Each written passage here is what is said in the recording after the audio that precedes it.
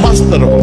विवेकी वही है जो संतुष्ट है इनके नवा, हर स्थिति में मन को प्रसन्न रखता है, और मन को प्रसन्न वही रख सकता है जिसे भगवान का भरोसा है। संसार में अपना अहंकार से धन रुपया पैसा बल का जो वो चिंता शोकित जरूर रहेगा, वो चिंतित रहेगा, शोकित रहेगा, भयभीत रहेगा, और जिसे भगवान का भरोसा है वो आदमी। मेरे विषय में कौन क्या कहता है, अगर ये चिंतन बनाए रखोगे तब तो निगेटिव विचार आपको डिप्रेशन में पहुंचा देंगे। उसकी मौज, हम क्यों उसकी मौज में अपनी मौज मिलाए? हम तो अपनी मौज में रहना, अपनी मस्ती में।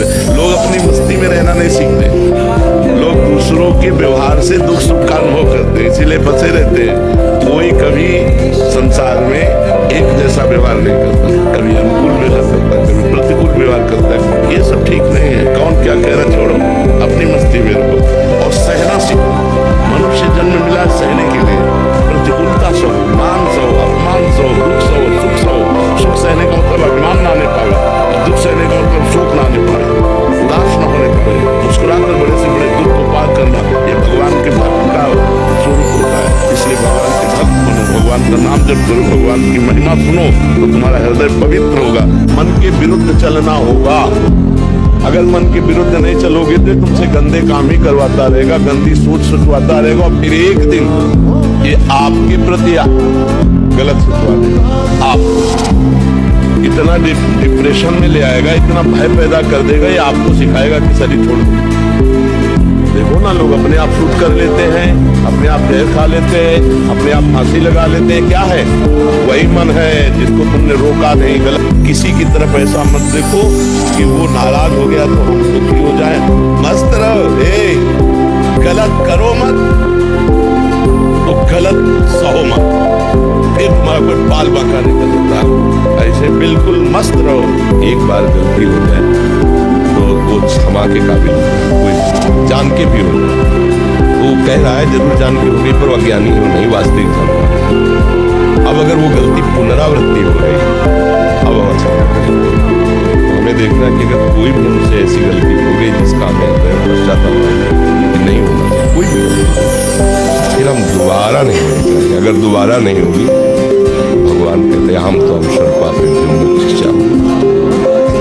अगर आप जान गए हो कि हमसे पाप हो गया है तो दोबारा ना हो। किस बात के लिए घबरा रहे हो? तुम्हारा क्या चला जाएगा जो तुम घबरा रहे हो? क्या चला जाएगा? ये तुम्हारा था नहीं जिसे तुम अपना माने हो। माया का था, माया में है, वो भाई से बदलता रहता है।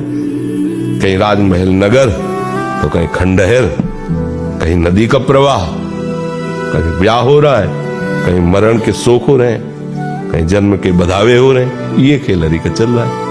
तो इस खेल को खेल की तरह देखो, सत्य मत मानो। उसको गोली लग रही झूठी, दोनों झूठा खेल खेल रहे, केवल मनोरंजन। कोई अस्त्र ही आज तक नहीं पैदा हुआ, बनाया गया ऐसा जो आत्मा का छेदन भेदन कर सके। मरेगा तो नहीं ना, मारने का नाटक हो रहा है ना, वो मरने का नाटक कर रहा है। कभी उसने मारा, कभी उसको मारा, और बहुत सी फिल्मों में देखने को मिलता है कि वही है। पहचानते पर आपको पता है रोल हो रहा है। ऐसे एक श्री कृष्ण माया का पर्दा लगा के वही रोल कर रहा है, दूसरा नहीं। नाम रूप बदलता जाता है, खेल खेलता जाता है। तुम पहचान लो तो जीवन मुक्त हो जाओगे, नहीं पहचानोगे तो फंसे रहोगे। बस इसे समझ ले, इसी को ज्ञान कहते हैं। और अपने लोग ज्ञान की बातें तो बघाड़ते हैं, लेकिन अंदर उसे नहीं उतार पाते, इसलिए परेशान हो जाते हैं।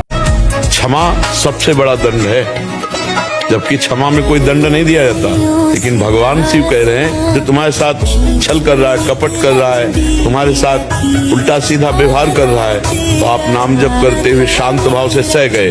आपका ये सहना उसको ठीक कर देगा, या तो बुद्धि शुद्ध करेगा और या बुद्धि भ्रष्ट करेगा। इसी जगह भिड़ाएगा जाके, उसको मिटिया मिट हो जाएगा। जैसी सोच रखोगे वैसे ही स्थिति आ जाएगी। जैसी स्थिति पाना वैसी सोच रखो। मस्त रहो।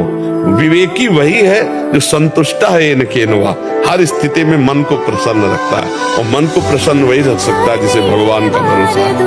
हम ये कह रहे हैं कि निराश होने की जरूरत नहीं। सबके लिए एक स्थान बाकी है, भगवान। जब सब जगह से हार जाना तो भगवान की शरण में हो जाना, देखना तुम जीत जाओगे, तुम जीत जाओगे।